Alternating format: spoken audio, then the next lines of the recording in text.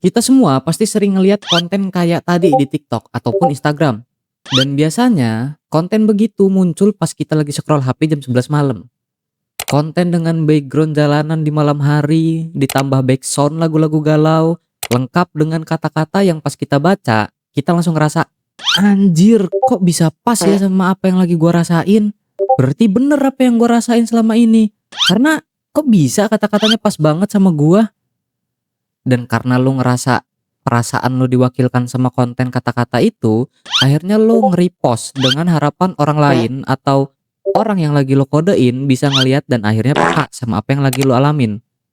Kalau lu pernah ngelakuin kayak gitu, selamat. Lu baru aja kena racun sosial media. Hari ini kita bakal ngebahas satu fenomena di internet yang kelihatannya sepele tapi dampaknya ngeri banget. Konten kata-kata.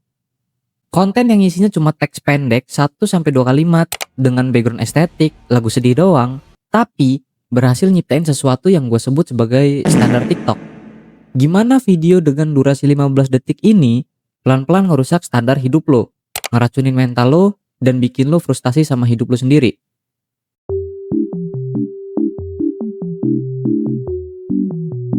Pertama, kita bahas dulu kenapa konten ginian bisa laku keras. Karena algoritma TikTok itu ngebaca emosi lo lewat durasi tonton.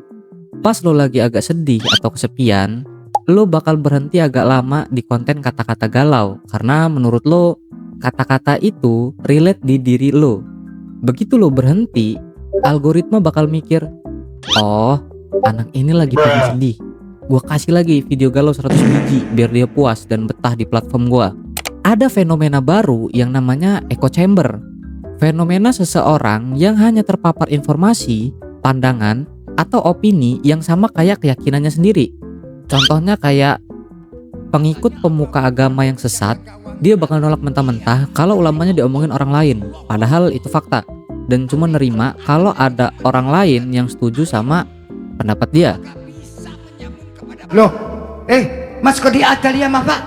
Ih, ala kayen naka, syuduru. Balik ke topik utamanya. Otak lo secara terus-menerus dicekokin narasi sedih sampai lo ngalamin yang namanya romantisasi penderitaan. Lo yang tadinya cuma sedih gara-gara perkara sepele, misal chat lo dibalas singkat doang sama pasangan lo. Begitu lo scroll TikTok dan masuk ke FYP kata-kata, masalah lo langsung otomatis ke upgrade jadi gede banget. Lo ngerasa jadi manusia paling tersakiti di dunia ini. Gara-gara quotes TikTok, lo jadi memaklumi sifat overthinking lo. Ah, nggak apa-apa gue overthinking. Orang di TikTok katanya overthinking itu tanda gue peduli kok. Kagak. Itu tandanya lo kurang kesibukan aja. Konten-konten ini bikin kita kecanduan rasa sedih. Karena sedih di internet itu rasanya estetik.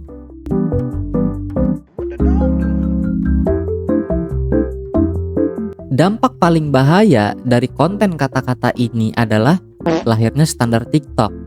Kita ambil contoh kecilnya aja, perubahan standar dalam hubungan. Penulis quotes di TikTok itu rata-rata cuma bocah 16 tahun yang baru putus cinta, atau orang dewasa yang lagi frustasi karena nganggur gak ada kerjaan, pacarnya ngajak nikah tapi belum ada modal, tuntutan dari orang tua yang gede.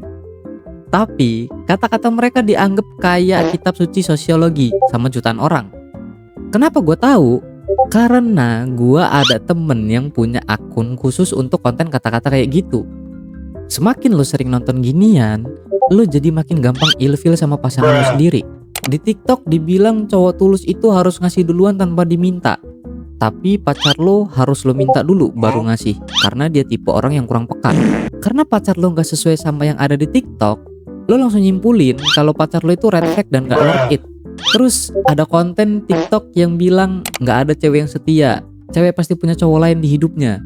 Dan lo langsung nyimpulin kalau cewek lo itu pasti selingkuh tanpa ada bukti yang kuat, cuma sebatas percaya konten TikTok. TikTok nyiptain standar hubungan yang utopis. Cowok harus selalu peka tanpa dikasih tahu. Cewek harus selalu dimengerti walaupun ngamuk tanpa alasan. Akhirnya apa? Angka ekspektasi lo naik tinggi ke langit, tapi realita lo tetap di bumi. Begitu pasangan lo gak sesuai sama standar FYP lo langsung mikir, Kayaknya dia bukan yang terbaik buat gue dah. Gue berhak dapat yang lebih sesuai quotes kemarin. What the hell, boy? Akhirnya lo jadi gak gampang bersyukur dan hubungan lo jadi gampang hancur. Kayaknya menarik kalau gue buatin satu video khusus untuk ngebahas standar TikTok. Coba komen di bawah, menurut lo standar TikTok ini harus gue bahas lebih detail lagi atau enggak?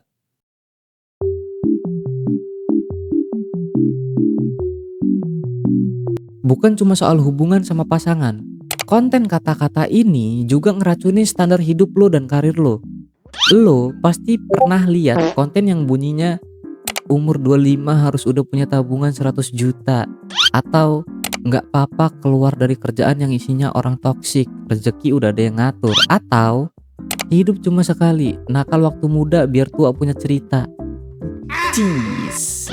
Ini namanya toxic positivity dan propaganda FOMO.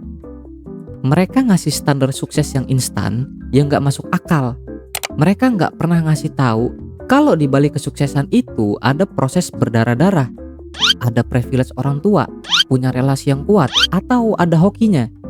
Yang lo lihat itu cuma teks estetik doang. Mereka ngasih tahu mumpung umur masih muda jadi cobain semua kenakalan. Tapi mereka nggak ngasih tahu apa dampak negatif dari hal yang dilakuin itu. Kebalikannya, ada juga quotes yang ngajakin lu buat nggak maju, nyerah dengan gaya. Nggak apa-apa, aku gagal di usia tua, aku juga nggak mau hidup sampai tua. Bab, nggak semua orang bisa kaya. Jadi kalau gagal sekarang nggak apa-apa, bab. Iya emang bener. Tapi kalau lu bacanya pas lagi nganggur dan males kerja, itu bukan motivasi, itu pembenaran buat jadi pemalas. Kata-kata itu punya kekuatan yang OP. Pas lo baca kata-kata di TikTok dengan lagu yang pas, otak lo bakal langsung kena genjutsu dan bakal ngerasa kalau semua relate di diri lo. Jangan biarin hidup lo diatur sama FYP. Jangan biarin masa depan lo, hubungan lo, dan kesehatan mental lo disetir sama algoritma yang cuma nyari views doang. Hidup lo itu terlalu berharga buat diukur pakai standar video 15 detik. Dunia nyata itu nggak seestetik video jalanan di malam hari. Dan masalah hidup lo nggak bakal selesai cuma dengan bikin story galau. Mulai hari ini, kalau nemu konten kata-kata galau lagi lewat FYP, langsung swipe cepet-cepet. Tonton video kucing kek, video abang-abang India yang tiba-tiba salto kek, atau video ASMR motongin kuku kuda. Selamatkan otak lo. Gimana menurut lo? Lo pernah nggak kemakan korban quotes TikTok sampai berantem sama pacar atau ngerasa depresi sendiri? Jujur, gue pernah kemakan sama quotes TikTok begitu, jujur. Makanya gue buat video ini buat ngingetin lo dan juga diri gue sendiri kalau hidup kita itu terlalu berharga buat diukur pakai standar TikTok. Tulis di kolom komentar lo pernah kayak gitu atau enggak. Dan kalau lo suka sama video ini, lo bisa like. Kalau nggak suka, lo bisa dislike. Dan buat kalian yang mau support gue, bisa subscribe aja, itu udah nge-support gue banget. Dan kalau ada yang mau support dengan cara lebih, lo bisa donate gue lewat Saweria yang linknya gue taruh di deskripsi video ini. Thank you.